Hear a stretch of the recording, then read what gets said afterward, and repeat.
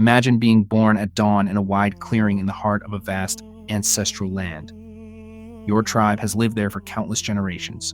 Children learning to hunt and gather, elders passing down stories by the fire, women and men working together in fertile fields and along trails that cross mountains and rivers. This was the life of millions of indigenous peoples across the continent long before any European ship crossed the ocean. No one that morning could have imagined that, on the distant horizon, something extraordinary was about to happen, something that would forever change the history of all humanity. Picture a misty morning beside a crystal blue lake. A young warrior named Uyaka, son of skilled hunters, lifts his eyes and sees something he has never seen before: enormous sails rising over the waves. They were not birds, they were not clouds, they were vessels, like white creatures floating as if moved by some invisible spirit. Uyaka watched with curiosity and unease. He had heard stories passed down by his grandfather about visitors from the northern Great Sea, but no one had believed such tales would become reality. Now there they were. Strangers in unfamiliar clothing, carrying shining objects and weapons that sounded like crashing thunder.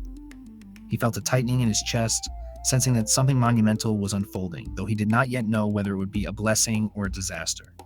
These first impressions varied greatly among indigenous peoples. For some, the visitors were seen as spiritual messengers, omens of change or signs of unknown worlds. For others, they were simply outsiders with uncertain intentions.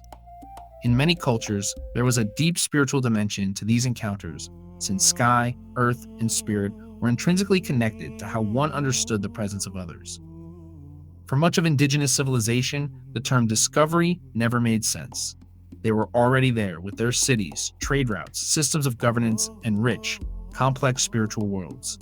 In places we now call Mexico and Central America, entire empires flourished. With sophisticated urban centers, monumental architecture, and their own literary traditions. When the first Europeans arrived, they encountered highly developed societies. Indigenous peoples had distinct languages, elaborate spiritual traditions, and complex social networks connecting many nations. They were not isolated individuals, nor were they waiting for visitors from across the sea. They were already active participants in a deep and ongoing history. Imagine the village of Hatui, an indigenous leader who had heard rumors of foreign ships arriving in other lands.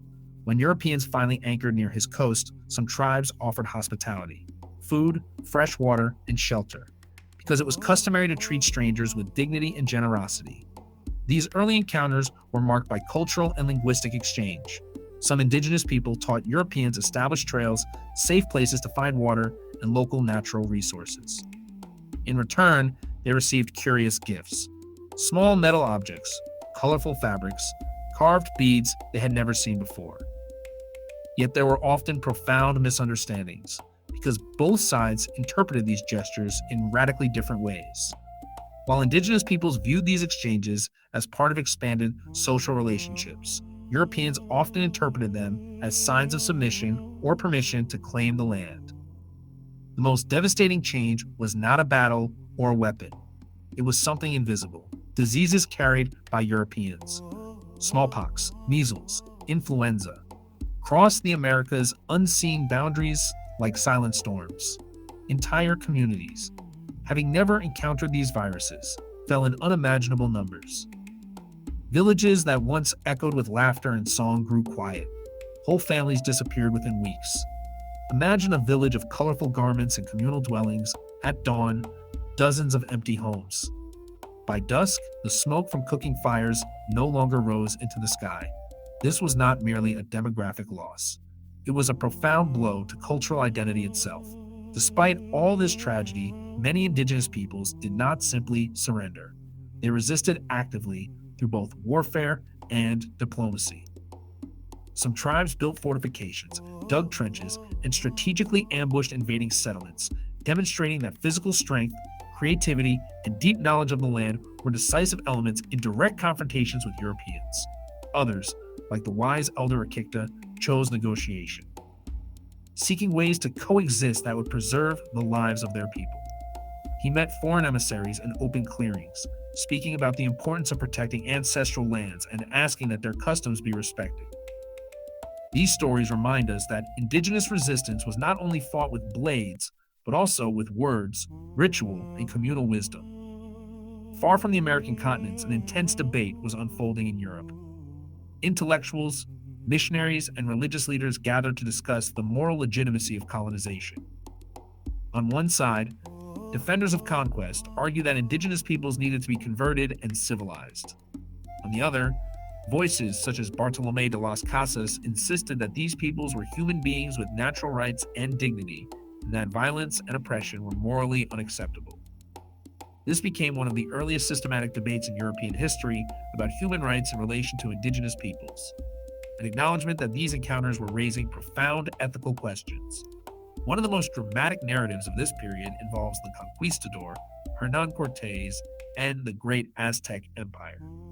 When Cortés arrived in Aztec lands, Emperor Moctezuma initially received him with gifts and respect, believing the strange newcomer might be a spiritual emissary, perhaps even someone foretold in tradition.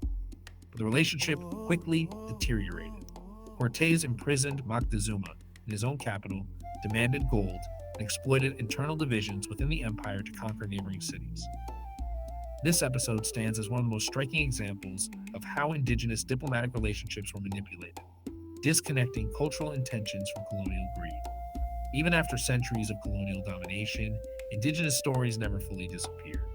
Oral histories preserved over time, ancient songs, dances, and spiritual traditions continue to exist among communities that refuse to allow their identities to be erased. In many parts of the Americas, modern indigenous leaders are opening archives, translating oral traditions, and sharing their versions of history with the world, challenging historical narratives that for centuries marginalized their experiences.